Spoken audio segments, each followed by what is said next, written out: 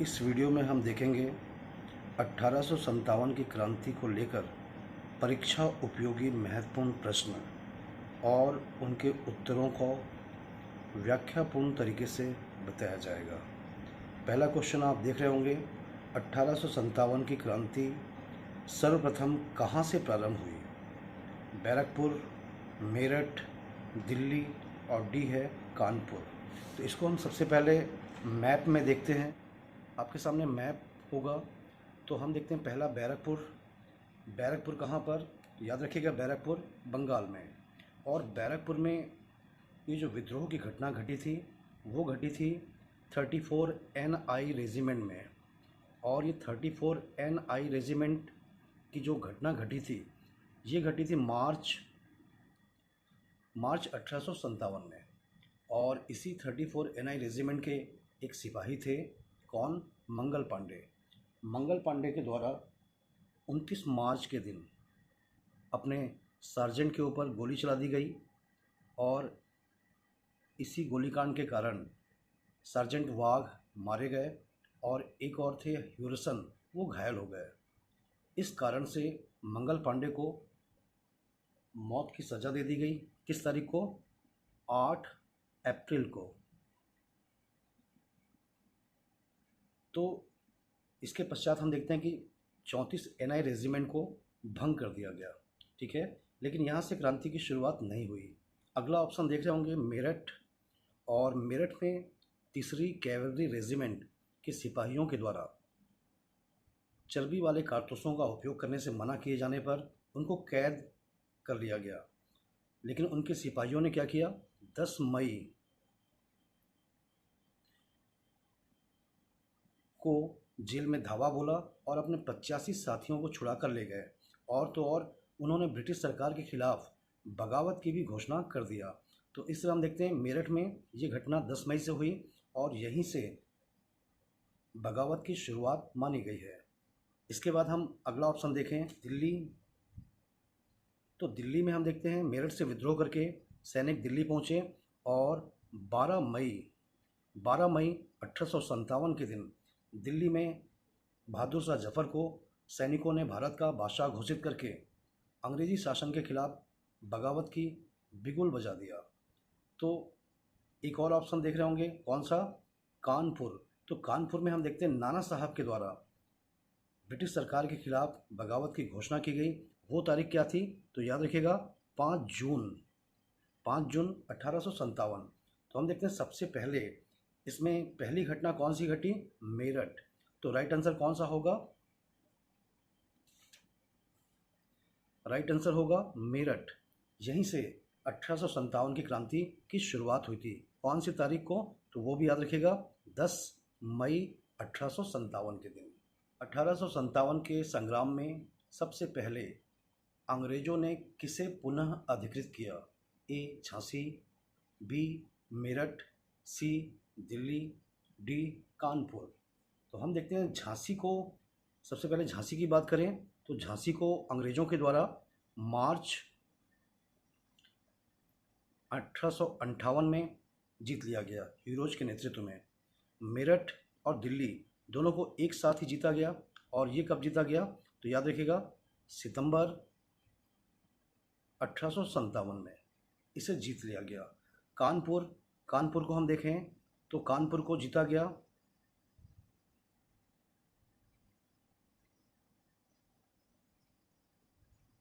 दिसंबर 1858 में। तो यहाँ पर सबसे पहले अंग्रेजों ने किसे पुनः अधिकृत किया? तो राइट आंसर कौन सा होगा? दिल्ली। पहले दिल्ली को जीता गया, फिर उससे लगा हुआ मेरठ को भी जीत लिया गया। तो राइट आंसर सी होगा। अगला क्वेश्चन देखें, 1857 की क्रांति के बाद ब्रिटिश सरकार ने सिपाहियों का चयन इन राज्यों से किया। तो हमको मालूम है 1857 की क्रांति के पहले सेना में अधिकांशतः सैनिक अवध क्षेत्र के थे। कहने का मतलब उत्तर प्रदेश और बिहार के क्षेत्र के थे। और 1857 की क्रांति के बाद सेना की भर्ती का नियम अंग्रेजों ने बदल दिया और अब उन्होंने फोकस किया किसको? गोरखा, सिख एवं पंजाबी। इन्हीं लोगों ने 57 की क्रांति को दबाने में अंग्रेज़ों की भरपूर मदद किया। तो यही कारण है कि 57 की क्रांति के बाद इसी हिस्से से सेना की भर्ती ज़्यादा की गई। तो इसका राइट आंसर कौन सा होगा? सी। अगला क्वेश्चन देखें, रानी लक्ष्मीबाई को अंतिम युद्ध में सामना करना पड़ा। किससे सामना करना पड़ा? तो हमको मालूम है रानी लक्ष्मीबाई को अंतिम युद्ध किसके साथ लड़ना पड़ा? General heroes. और जनरल हीरोज के साथ युद्ध करते करते रानी लक्ष्मीबाई शहीद हो गई। कहाँ पर? तो याद रखिएगा, ग्वालियर में। ये युद्ध कहाँ हुआ था? तो याद रखिएगा। और रानी लक्ष्मीबाई किस दिन शहीद हुई? तो वो तारीख भी याद रखिएगा, 17 जून 1858, 1858 के दिन वो शहीद हो गई। और उनकी समाधि के पास जनरल हीरोज पहुंचा और ये भी कहा था कि यहाँ, मतलब समाधि को, कि यहाँ एक अकेली भारतीय मर्द सोई हुई है। तो याद रखिएगा, रानी लक्ष्मीबाई का अंतिम युद्ध में किससे सामना हुआ था? General heroes. अगला क्वेश्चन देखिएगा, 1857 की क्रांति में बरेली विद्रोह का नेता कौन था? तो हमको मालूम है कि बरेली विद्रोह का नेता कौन था? खान बहादुर खान। और खान बहादुर खान को उस समय के मुग़ल बादशाह बहादुर शाह जफ़र के द्वारा वायसराय नियुक्त किया था। मुग़ल बादशाह बहादुर शाह जफ़र ने 1857 की क्रांति के दौरान अपना वायसराय किसे नियुक्त किया था? तो याद रखिएगा, खान बहादुर खान को। और ये खान बहादुर खान कहाँ का नेतृत्व किए? बरेली। जैसा कि हमको मालूम है, कुंवर सिंह कहाँ के नेतृत्व किए? जगदीशपुर बिहार में। मौलवी अहमद शाह कहाँ पर नेतृत्व किए? तो याद रखिएगा, फैजाबाद अवध के क्षेत्र में। और बिरजिस कादिर, ये तो लखनऊ के नवाब घोषित हुए थे। तो इनको याद रखिएगा। अगला क्वेश्चन देखें, 1857 के संघर्ष में भाग लेने वाले सिपाहियों की सर्वाधिक संख्या थी, कहाँ से थी? तो याद रखिएगा, इसका राइट आंसर है बी, अवध। और अवध से उस समय, अवध का मतलब आज का उत्तर प्रदेश, पूरा का पूरा यूपी। तो इस पूरे के पूरे यूपी से 60% सैनिक सेना में रहते थे। तो सबसे ज़्यादा सैनिक कहाँ से थे? अवध। राइट आंसर क्या होगा? बी। अगला क्वेश्चन देखें, 1857 की क्रांति लखनऊ में किसके नेतृत्व में आगे बढ़ी? तो राइट आंसर क्या है? बेगम ऑफ अवध। और इन बेगम ऑफ अवध को हम किस नाम से जानते हैं? तो सभी को मालूम है, हजरत महल। बेगम हजरत महल के नाम से इनको जाना गया। और इन्होंने 30 मई को अपने बेटे बिरजिस कादिर को अवध का नवाब घोषित कर दिया। और यहीं से लखनऊ में क्रांति की शुरुआत मानी गई है। हमको मालूम है कि लखनऊ या अवध को अंग्रेज़ों ने कुशासन के आधार पर 1856 में कब्जा कर लिया था। तो इसी कब्जे के विरोध में बेगम ऑफ अवध या हजरत महल ने विद्रोह की शुरुआत किया। अगला क्वेश्चन देखें, 1857 की क्रांति के दौरान मुग़ल बादशाह बहादुर शाह ने किसे साहब ए आलम बहादुर का खिताब दिया था? तो याद रखिएगा, ये खिताब उन्होंने दिया था बख्त खान को। कौन बख्त खान? ये बख्त खान, हम देखें, उस समय 1857 की क्रांति में बहादुर शाह जफ़र के सेनापति थे। याद रखिएगा, 57 की क्रांति में मुग़ल बादशाह बहादुर शाह जफ़र ने अपने बेटे मिर्ज़ा जहीरुद्दीन को सेनापति घोषित किया था। लेकिन वास्तविक सेनापति कौन था? बख्त खान। बख्त खान कौन? ये ईस्ट इंडिया कंपनी में की सेना में पहले सूबेदार के पद पर था। लेकिन जब क्रांति शुरू हुई तो बहादुर शाह जफ़र के साथ मिल गया और वास्तविक रूप में सेनापति बख्त खान ही था। तो राइट आंसर क्या होगा इसका? सी, बख्त खान। अगला क्वेश्चन देखें, भारत के प्रथम स्वतंत्रता संग्राम का मुख्य तात्कालिक कारण क्या था? तो हम सभी को मालूम है कि तात्कालिक कारण में सबसे प्रमुख था सैनिक असंतोष, सी। जैसा कि हमको मालूम है कि उस समय चर्बी वाले कारतूस आए थे, इस कारण सैनिक विद्रोह करने के लिए मजबूर हो गए। लेकिन इसके पहले से ही सेना में सैनिकों में असंतोष व्याप्त था। हमको मालूम है कि 1854 में पोस्ट ऑफिस एक्ट लाकर इन सैनिकों की निःशुल्क पोस्ट ऑफिस की सुविधा को खत्म कर दिया गया था। इसी प्रकार से 1856 में सेना भर्ती अधिनियम लाकर सैनिकों को मजबूर किया गया कि वो दूर में भी जाकर या विदेशों में भी जाकर सेना का काम करें। तो ऐसे नियमों के कारण सेना में असंतोष पहले से ही था, प्रजाति भेदभाव पहले से ही था, कम वेतन की समस्या पहले से ही थी। और इसी समय जब चर्बी वाले कारतूस आए तो सैनिक मजबूर हो गए विद्रोह करने के लिए। तो तात्कालिक कारण की बात होती है तो सबसे प्रमुख कारण है सैनिक असंतोष। तो राइट आंसर क्या होगा? सैनिक असंतोष। अगला क्वेश्चन देखें, 1857 के स्वतंत्रता संग्राम से संबंधित पहली घटना थी। इन सभी में पहली घटना कौन सी थी? तो हमको मालूम है कि कानपुर में नाना साहब के द्वारा किस दिन विद्रोह किया गया? तो याद रखिएगा 5 जून 1857 के दिन। और बेगम हजरत महल द्वारा अवध में कब विद्रोह किया गया? तो याद रखिएगा 30 मई 1857 के दिन। सैनिकों का दिल्ली के लाल किले पर पहुंचना और मुगल बादशाह को बहादुर शाह को अपना बादशाह डिक्लेयर करना, ये घटना कब घटी थी? तो याद रखिएगा 12 मई के दिन। तो 12 मई के दिन ये घटना सबसे पहले नज़र आ रही है। झांसी की रानी का विद्रोह कब हुआ? तो याद रखिएगा ये घटना भी जून 1857 की है। तो हम देख रहे हैं चारों में सबसे पहली घटना कौन सी घटी? सैनिकों का दिल्ली के लाल किले पर पहुंचना और बहादुर शाह को मुगल बादशाह भारत का डिक्लेयर करना। तो राइट आंसर कौन सा होगा? सी। अगला क्वेश्चन देखिएगा, 1857 के स्वाधीनता संघर्ष की वीरांगना लक्ष्मीबाई की जन्म स्थली कहाँ पर है? तो याद रखिएगा रानी लक्ष्मीबाई, इनका जन्म वाराणसी में हुआ था। और वाराणसी में कहाँ पर? तो याद रखिएगा गोलघर में, गोलघर मोहल्ले में इनका जन्म हुआ था। किस तारीख को इनका जन्म हुआ था?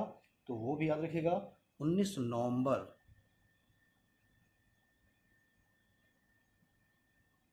1835 के दिन इनका जन्म हुआ था। ठीक है। और हम देखें इनका मूल नाम क्या था, इनका बचपन का नाम क्या था? तो वो भी याद रखिएगा। रानी लक्ष्मीबाई का वास्तविक नाम क्या था? मणिकर्णिका।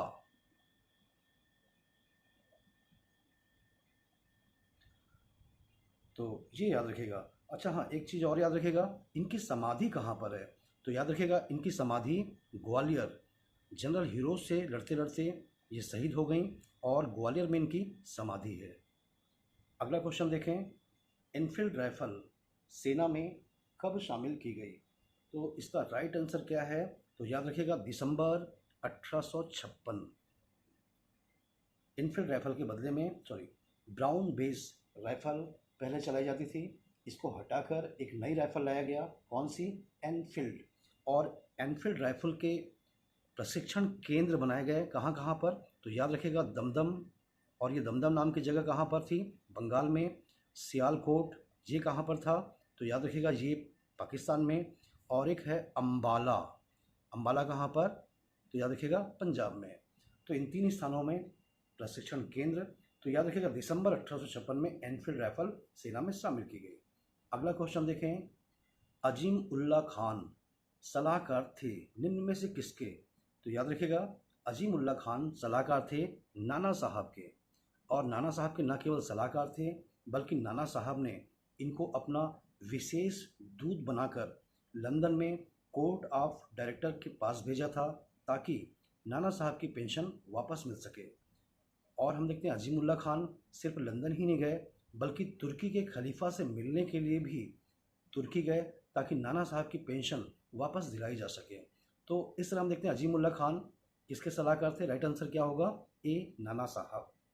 अगला क्वेश्चन देखें, कुंवर सिंह 1857 के विद्रोह में एक प्रमुख नायक थे, वे किस स्थान से संबद्ध थे? तो हमको मालूम है कुंवर सिंह जगदीशपुर। और ये जगदीशपुर कहाँ पर?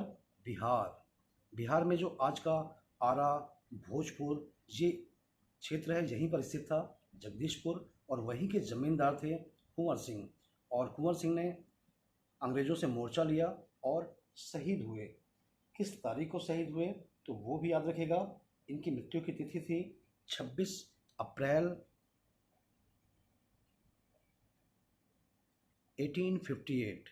इसी दिन कुंवर सिंह शहीद हो गए थे और बिहार से इन्होंने नेतृत्व किया था। अगला क्वेश्चन देखें, 1857 की क्रांति को किस उर्दू कवि ने देखा था?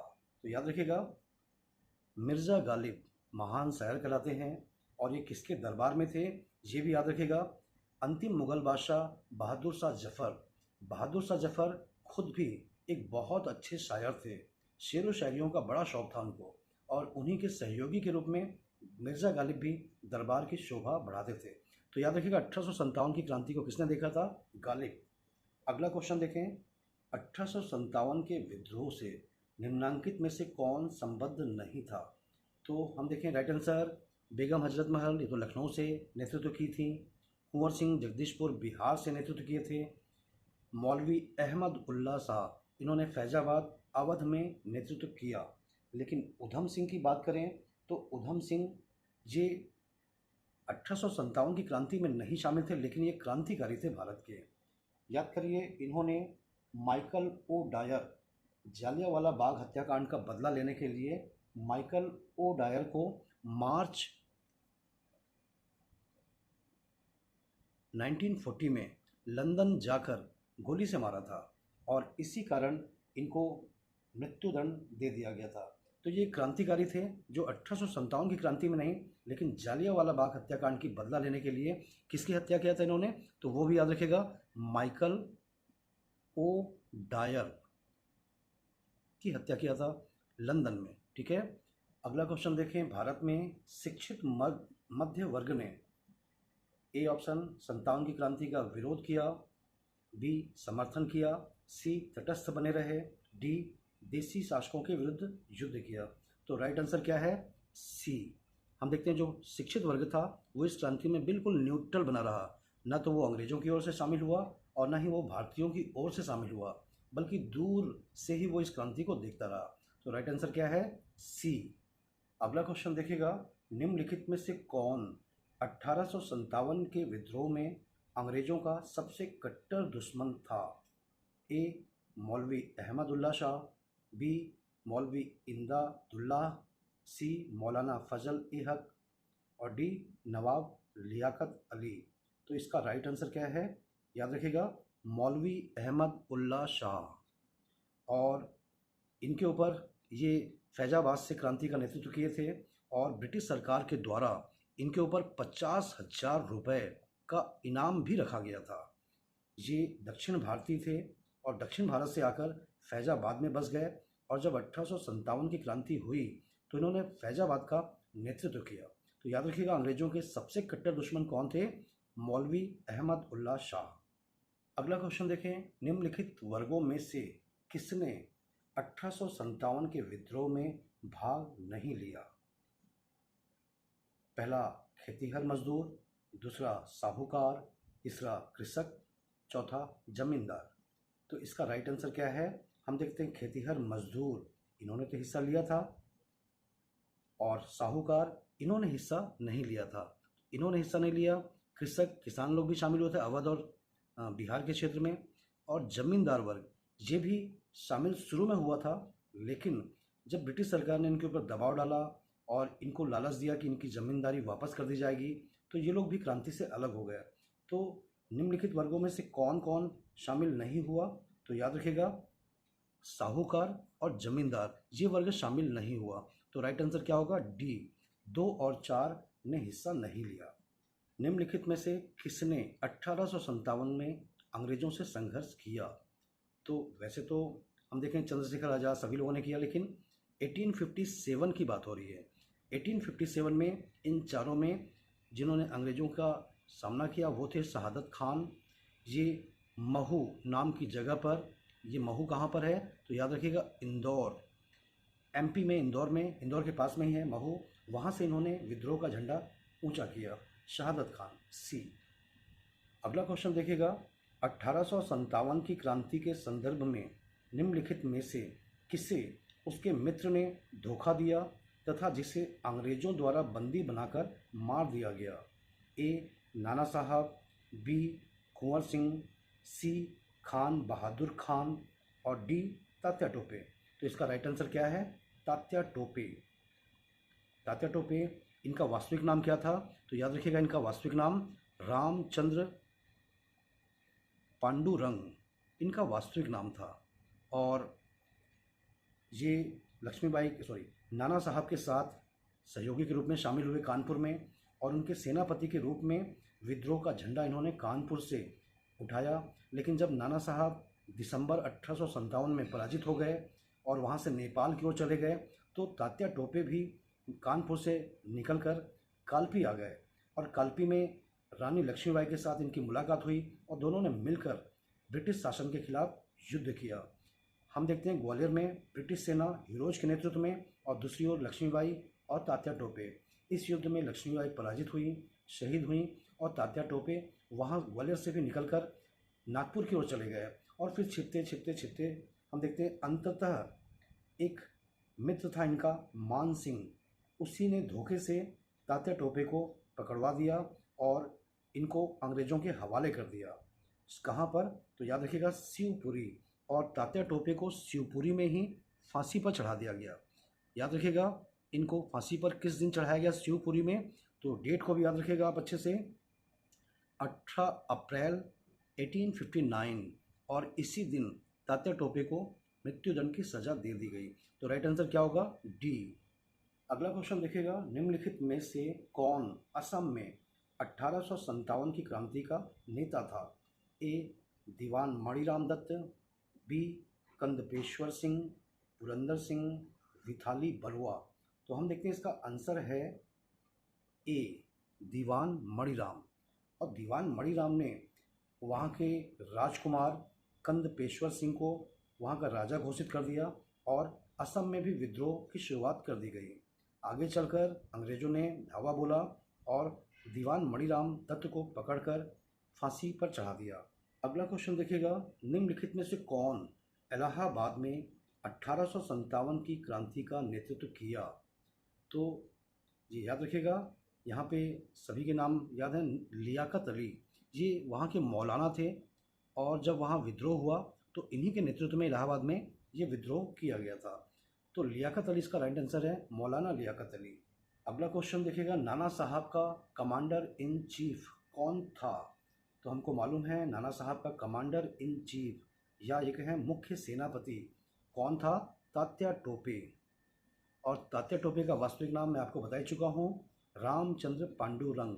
तो इन्हीं को मुख्य सेनापति डिक्लेयर किया गया था। मंगल पांडे सिपाही था, कौन से रेजिमेंट का सिपाही था? मैं पहले ही प्रश्न में बता चुका हूँ आपको कि मंगल पांडे 34 NI रेजिमेंट का सिपाही था। और मंगल पांडे के द्वारा किस तारीख को गोली चलाई गई थी? तो याद रखिएगा, 29 मार्च के दिन मंगल पांडे ने अपने सार्जेंट के ऊपर गोली चला दिया था। उस सार्जेंट का नाम क्या था? तो याद रखिएगा, लेफ्टिनेंट बाग। और लेफ्टिनेंट बाग इस गोली चालन से मारे गए। और एक और जनरल थे मेजर ह्यूरसन, इनको भी गोली लगी थी, लेकिन ये घायल बस हुए, मरे नहीं थे। तो मंगल पांडे के द्वारा 2 लोगों के ऊपर गोली चलाई गई, लेफ्टिनेंट बाग ये मारे गए और ये घायल हो गए। कुल मिला के इन्हीं सब कारणों से मंगल पांडे को 8 मार्च के दिन 8 मार्च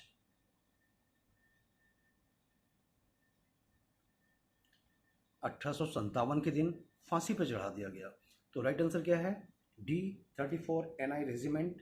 अगला क्वेश्चन देखिएगा, सुमेलित कीजिए।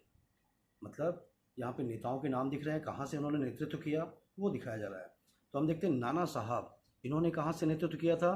तो सभी को मालूम है, इन्होंने नेतृत्व किया था कानपुर से। ठीक है।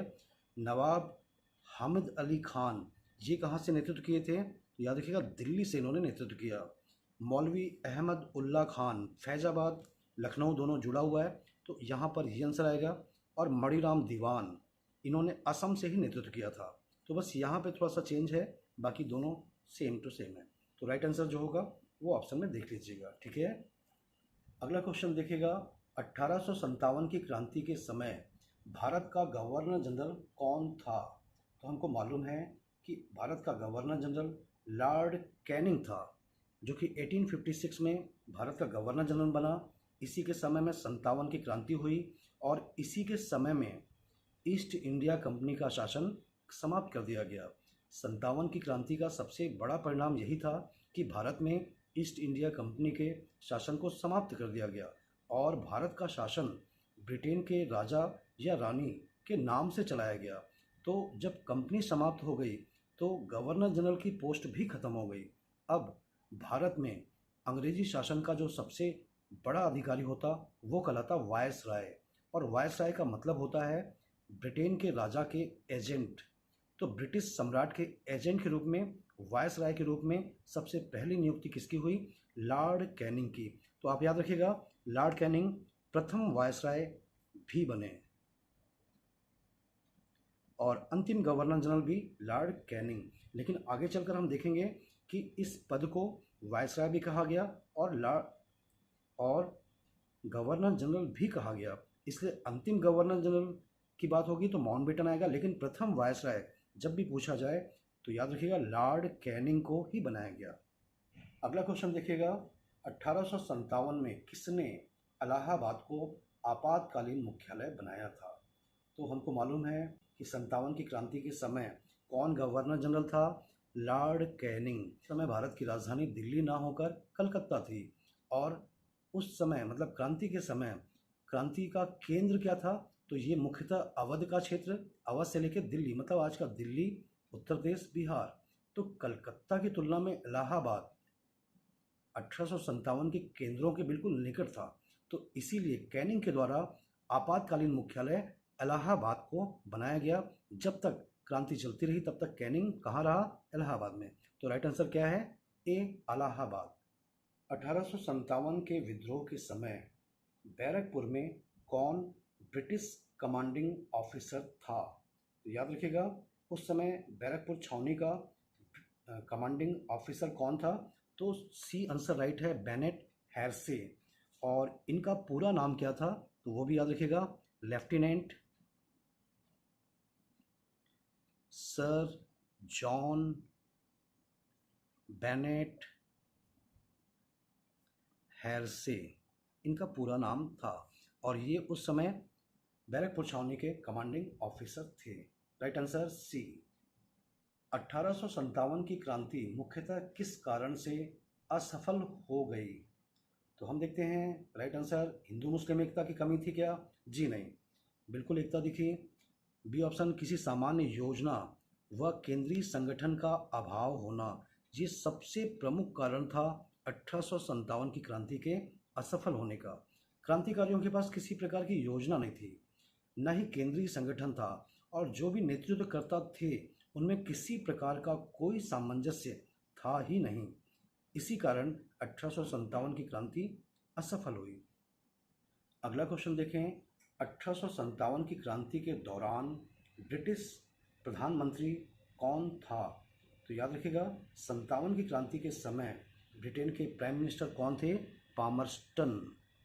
उस समय वहाँ के प्रधानमंत्री थे, जो कि पहली बार में 1855 से लेकर 58 तक ब्रिटेन के प्राइम मिनिस्टर बने, और उसके बाद दोबारा ये ब्रिटेन के प्राइम मिनिस्टर बनने में सफल हुए। कब से कब तक? तो याद रखिएगा, 59 टू 65, 1859 से लेकर 65 तक ये दोबारा ब्रिटेन के प्रधानमंत्री बने।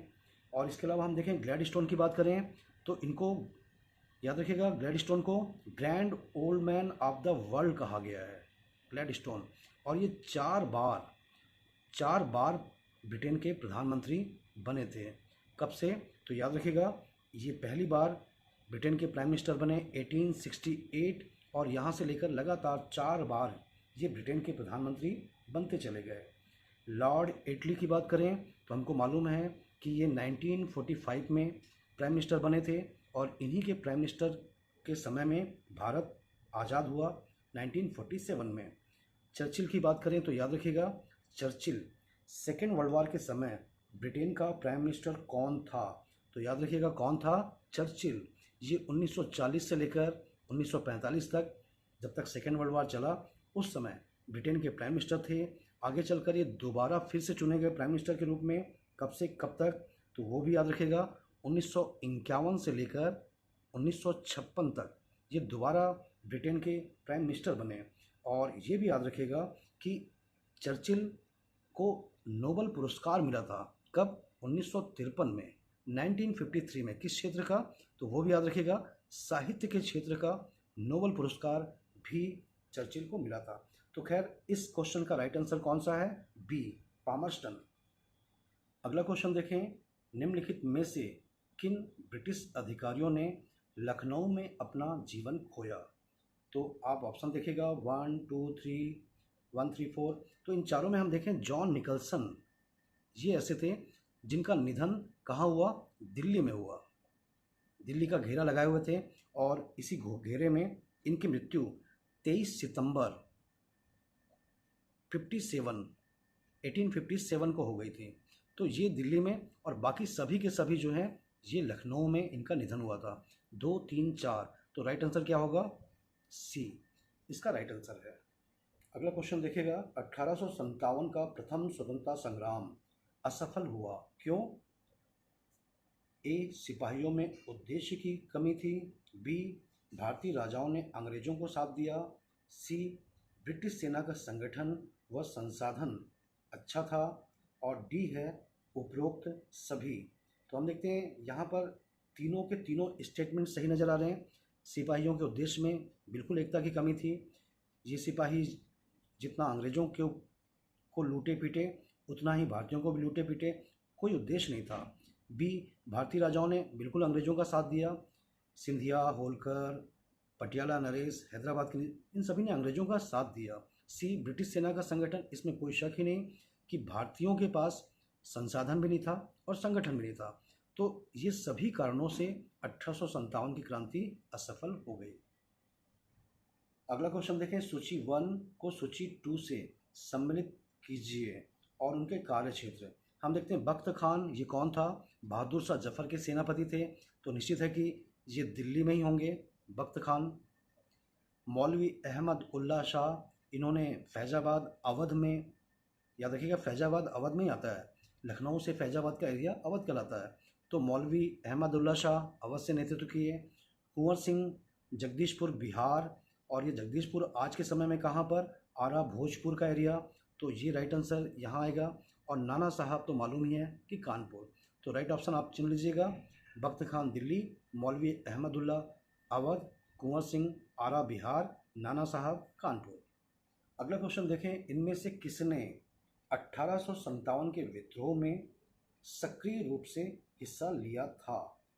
इसका राइट आंसर देखिएगा कौन सा है। तो नाना साहब इन्होंने भी लिया था। कहाँ से? कानपुर से। बेगम हजरत महल लखनऊ से। बेगम जीनत महल, ये कौन है? तो मुग़ल बादशाह बहादुर शाह जफ़र की पत्नी का नाम था बेगम जीनत महल। भले ही प्रत्यक्ष रूप से ये शामिल ना हुई हों, लेकिन अप्रत्यक्ष रूप से तो शामिल थी ही। इसके बाद मौलवी अहमदुल्ला फैजाबाद से। तो राइट आंसर क्या है? उपरोक्त सभी, ये सभी लोगों ने क्रांति में हिस्सा लिया था। अगला क्वेश्चन देखिएगा, कथन क 1857 की क्रांति अंग्रेजों से स्वतंत्रता प्राप्त करने में असफल रही। कथन ख, बहादुर शाह जफर के नेतृत्व को जन सहयोग नहीं मिला था और अधिकांश राजा उनका साथ नहीं दिए थे। इसमें आपको चुनना है कि क और ख दोनों सत्य है या दोनों असत्य है या कथन कारण का वगैरह वगैरह। तो हम देखते हैं कथन भी सही है, ये सही है, ये भी सही है, और 57 क्रांति असफल है, इसमें कोई शक ही नहीं। और इसका कारण हम देखें क्या है, बहादुर शाह जफर, ये भी बिल्कुल सही बता रहा है कि ये स्पष्टीकरण है। बहादुर शाह जफर के नेतृत्व में भले ही विद्रोह कर दिया गया, लेकिन बहादुर शाह जफर का नेतृत्व लोगों को मोटिवेट नहीं कर पाया कि सारे लोग क्रांति में शामिल हो जाएं। उस समय के राजा महाराजाओं की हिम्मत नहीं दे पाया कि वो भी अंग्रेज़ों के विरोध में आ जाएं, और इसी कारण हम देखते हैं कि बहादुर शाह जफर को जन सहयोग नहीं मिल पाया। तो ए राइट आंसर है, क सही है, ख सही है, और ख क का सही स्पष्टीकरण है। अगला क्वेश्चन देखें, निम्नलिखित में से किसने 1857 की क्रांति को एक षड्यंत्र की संज्ञा दिया था? तो इसका राइट आंसर है जेम्स आउट्रम और टेलर। इन्हीं के द्वारा ये कहा गया कि ये हिंदू और मुसलमानों का ईसाइयों के खिलाफ षड्यंत्र है। तो याद रखिएगा ये कथन किसका था? जेम्स आउट्रम और टेलर का। रही बात जॉन लॉरेंस की, तो जॉन लॉरेंस ने 1857 की क्रांति को क्या कहा? स्वार्थी सैनिकों का विद्रोह। तो सैनिक विद्रोह इन्होंने कहा था लॉरेंस ने। और टी.आर. होम्स का कथन बहुत चर्चित हुआ। इन्होंने कहा था कि 1857 की क्रांति क्या है? सभ्यता और बर्बरता के बीच का युद्ध है। ये कथन किसका था? टी.आर. होम्स। यहाँ पर राइट आंसर कौन सा होगा? जेम्स आउट्रम एंड टेलर, इन्हीं के द्वारा हिंदू मुस्लिम षड्यंत्र के रूप में 1857 की क्रांति को बताया गया। अगला क्वेश्चन देखें। 1857 की क्रांति का सरकारी इतिहासकार था, तो याद रखिएगा 1857 की क्रांति के सरकारी इतिहास किसने लिखा? एस.एन. सेन, जिनका पूरा नाम था सत्येंद्रनाथ सेन। और इनके द्वारा जो सरकारी इतिहास लिखा गया उस बुक का नाम था 1857। शब्दों में लिखा, शब्दों में, ठीक है, ना कि अंकों में। और ये बुक उनकी प्रकाशित हुई कब? 1957 को प्रकाशित हुई। पहले सरकारी इतिहास लिखने के लिए R.C. मजूमदार को नियुक्त किया गया था, लेकिन कमेटी से अनबन होने के कारण उन्होंने इसे मना कर दिया। तो इस कार्य को किसके द्वारा किया गया? एस.एन. सेन, याद रखिएगा। 1857 की क्रांति को प्रथम स्वतंत्रता संग्राम का नाम किसने दिया था? तो हम सभी को मालूम है किसने दिया था? V.D. सावरकर ने दिया था। इनका पूरा नाम क्या है? तो याद रखिएगा विनायक दामोदर सावरकर। और इन्हीं के द्वारा एक बुक लिखी गई। कौन सी बुक? तो उनके बुक का नाम भी याद रखिएगा आप, द इंडियन इन 57। ये इनकी बुक का नाम था, the Indian war of independence 1857। और इसी पुस्तक में सावरकर के द्वारा 1857 की क्रांति को भारत का प्रथम राष्ट्रीय स्वतंत्रता संग्राम का नाम दिया गया। भारतीय भाषा में 1857 की क्रांति के कारणों पर लिखने वाला प्रथम भारतीय कौन था? तो याद रखिएगा प्रथम भारतीय इस मामले में कौन था? सर सैयद अहमद खान। कैसे क्यों? क्योंकि सर सैयद अहमद खान 57 की क्रांति के समय ब्रिटिश सरकारी सेवा में थे और उस समय सैयद अहमद खान बिजनौर में पोस्टिंग थी। इनकी पोस्टिंग उस समय बिजनौर में थी। बिजनौर कौन? मेरठ के पास में ही। और वहाँ पर ये सदर अमीन के पोस्ट पर थे। और इन्होंने 1857 की क्रांति पर एक पुस्तक लिखा। कौन सी पुस्तक? याद रखिएगा, असबाब ए बगावत ए हिंद।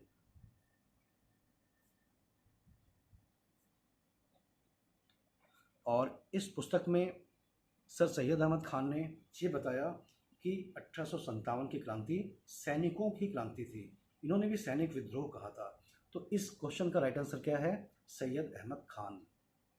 अगला क्वेश्चन देखें।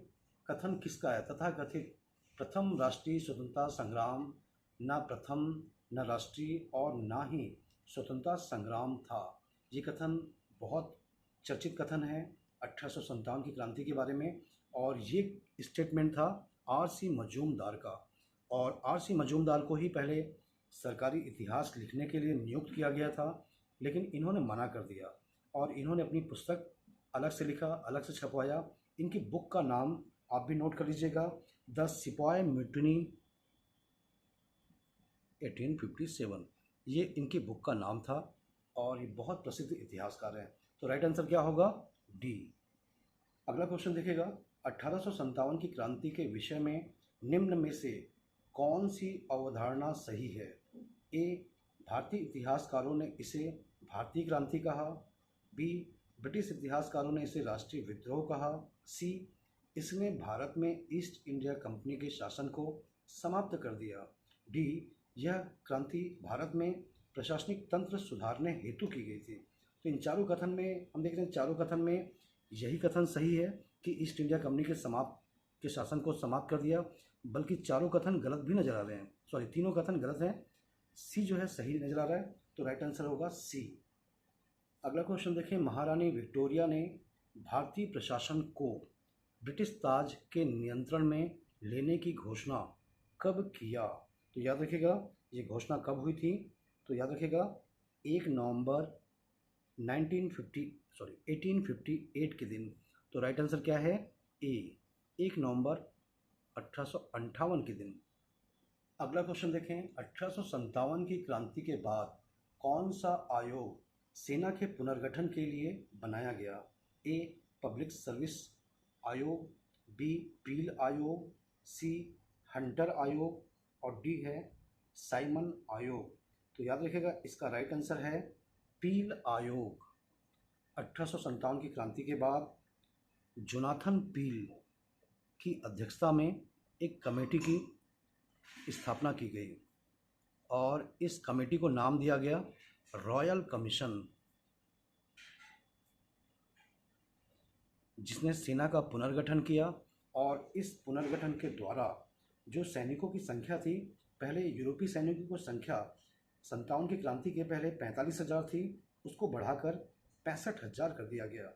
57 की क्रांति के पहले ब्रिटिश सेना में भारतीयों की संख्या 2,38,000 थी, उसको कम करके 1,40,000 कर दिया। किस आयोग की रिपोर्ट पर? तो याद रखिएगा पील आयोग। इसके अध्यक्ष कौन थे? जोनाथन पील। और इस आयोग का नाम क्या था? Royal commission, 1858। क्वेश्चन देखें, महारानी विक्टोरिया की घोषणा 1858 का उद्देश्य क्या था? पहला, भारतीय राजाओं को ब्रिटिश साम्राज्य में मिलाने के किसी भी विचार का परित्याग करना, बिल्कुल सही है ये। दूसरा, भारतीय प्रशासन को ब्रिटिश क्राउन के अंतर्गत रखना, ईस्ट इंडिया कंपनी का शासन समाप्त करके क्राउन के अधीन कर दिया गया, ये भी सही है। तीसरा, भारत के साथ ईस्ट इंडिया कंपनी के व्यापार को नियमन करना, बिल्कुल गलत है। ईस्ट इंडिया कंपनी को समाप्त ही कर दिया गया तो व्यापार कहाँ होगा? तो राइट सही कोड का चयन करें। हम देखते हैं 1 और 2 सही है और बाकी सारे ऑप्शन, तो ए ऑप्शन सही है। तो आशा करता हूँ ये प्रश्न आपके परीक्षाओं के लिए बहुत उपयोगी साबित होंगे। आप सभी का बहुत बहुत धन्यवाद।